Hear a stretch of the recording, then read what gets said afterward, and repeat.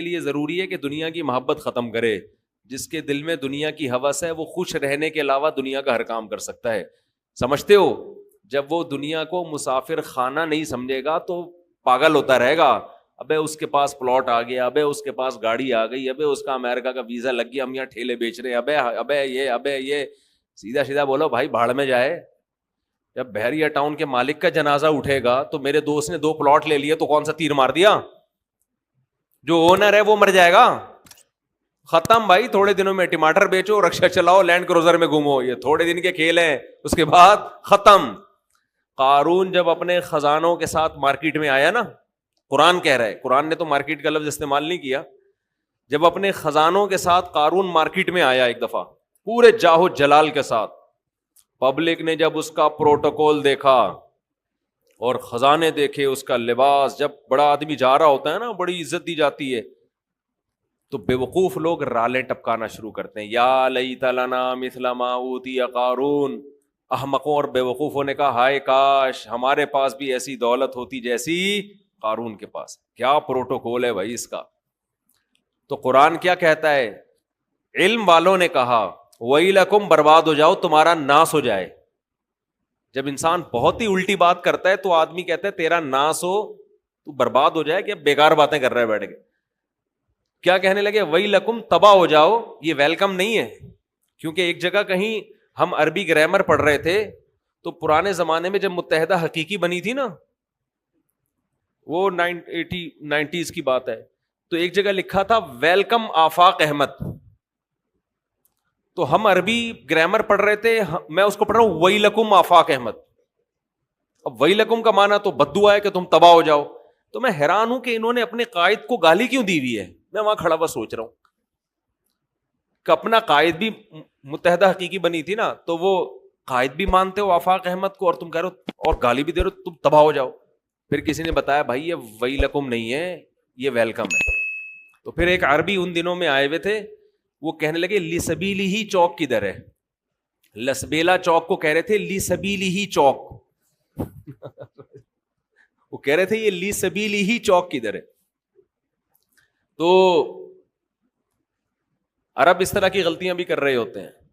تو خیر, تو قارون کے خزانوں کو دیکھ کر بے وقوف لوگ کیا کہنے لگے؟ یا لیت لنا, ہائے ہائے ہائے کاش ہمارے پاس بھی ایسا جاہو جلال ہو, ایسی گاڑیاں ایسی سواریاں ہوتی. تو اللہ فرماتے ہیں جو علم والے لوگ تھے انہوں نے کیا کہا؟ ویلکم, تمہارا ناس ہو, برباد ہو جاؤ تم. کیسی باتیں کر رہے ہو بے وقوفوں والی. ثواب اللہ خیرون, اللہ جو نیک عمل پہ بدلہ دے گا وہ اس سے کئی گنا بہتر ہے. تو کبھی تمہاری رالیں کسی نیک عمل کو دیکھ کے تو ٹپکی نہیں ہے کہ وہ روزے رکھ رہا ہے, وہ صدقہ کر رہا ہے, تو رال ٹپ کے یار کتنا کما رہا ہے. یہ ٹپک کس پہ رالیں رہی ہیں؟ جو عیاشی کر رہا ہے. تو یہ عیاشی تو تھوڑے دنوں میں ختم ہونے والی ہے. اور قارون اب مارکیٹ سے شارٹ ہو گیا کہ نہیں ہو گیا؟ کہاں گیا اس کا جاہو جلال؟ تو قبر بھی نہیں ملتی, قبر بھی نہیں ہے, زمین میں دھسا دی اللہ نے, ایسا دھسایا حدیث میں آتا ہے قیامت تک دھستا ہی رہے گا. موسیٰ علیہ السلام نے اسے کہا زکات دے, اللہ نے تجھ پر احسان کیا ہے, تو جیسے اللہ نے تجھے دولت دے کے احسان کیا تو اللہ کی مخلوق پہ احسان کر, تو بھی مخلوق پہ خوب خرچ کر. تو کہنے لگا یہ میرا کمال ہے جو میں نے پیسہ کمایا ہے, مائنڈ میرا کیا تھا. آج بعض مالدار لوگ کہہ رہے ہیں نا میرا مائنڈ, میری لک ہے اور میری, او بھائی آپ کا کچھ نہیں ہے. جس کے لیے اللہ رزق کے دروازے کھولنا چاہے کھول دیتا ہے. ہم نے بڑے بڑے فنٹر دیکھے ہیں, وہ بیچارے ٹماٹر ہی بیچتے رہتے ہیں ساری زندگی, حالانکہ مائنڈ ان کا بہت ہوتا ہے. اور بڑے بڑے بے وقوف لوگ دیکھیں جن کے پاس نوٹ گننے کی فرصت نہیں ہے. تبھی امام شافعی نے کہا ہے نا, ایک شعر امام شافعی کی طرف منسوب ہے واللہ عالم, کہ اگر عقل کی بیس پر لوگوں کے پاس پیسہ آتا تو غریب تو بیچارے بھوکے مر جاتے. نہیں سوری, بے وقوف بیچارے بھوکے مر جاتے اگر عقل کی بیس پہ پیسہ ملتا. تو میں اکثر اس پہ ایک واقعہ بھی سناتا ہوں, میں جلدی سنا کے آگے چلتے ہیں.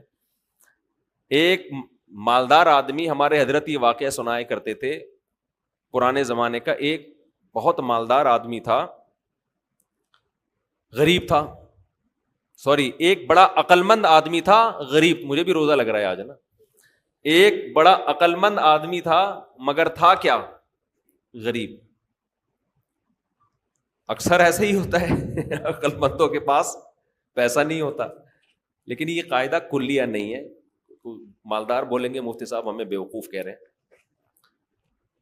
تو اس نے دیکھا کہ ایک آدمی بڑا مالدار تجارت کا سامان لے کے جا رہا ہے.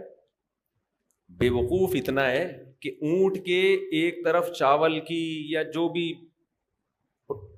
امپورٹ کر رہا ہوگا جو بھی چیز, اس کی بوریاں لادی ہوئی ہیں, اور بیلنس برابر کرنے کے لیے اونٹ کے دوسرے طرف ریت کے بورے رکھے ہوئے ہیں تاکہ بیلنس کیا ہو جائے. 10 بوریاں چاول کی یہاں ہیں تو وزن برابر کرنے کے لیے 10 بوریاں ریت کی ادھر. اس امیر آدمی نے لفٹ مانگی اس غریب سے, وہی نا روزہ لگ رہا ہے.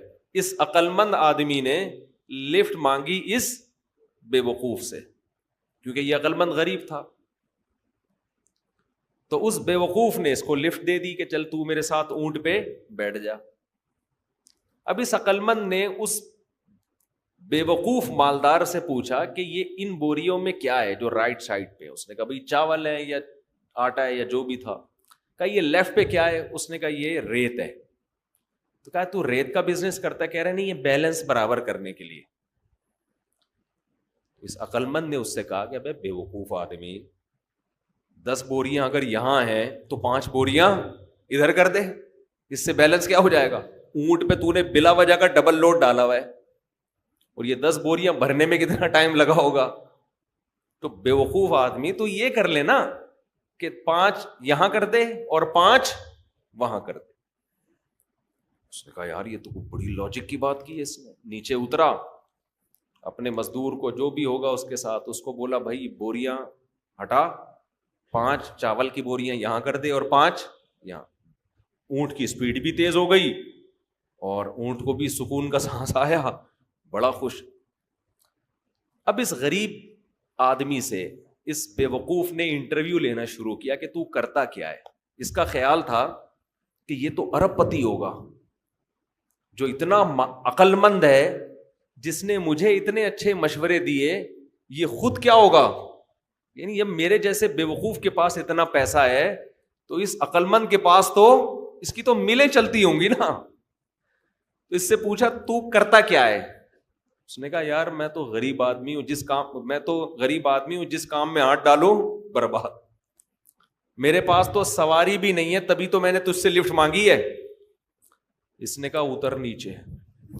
نیچے اتر, اونٹ کو واپس گھمایا, 5 بوریاں دوبارہ ادھر کی اور ریت کی بوریاں دوبارہ بیلنس برابر کرنے کے لیے ادھر ڈال.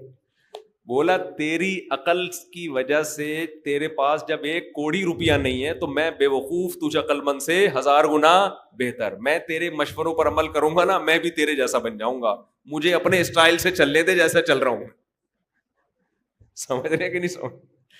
میں جیسے اپنے اسٹائل سے چل رہا ہوں مجھے چلنے دے. اگر تیرے مشورے پر عمل کیا نا تو میں بھی تیرے جیسا غریب ہو جاؤں گا.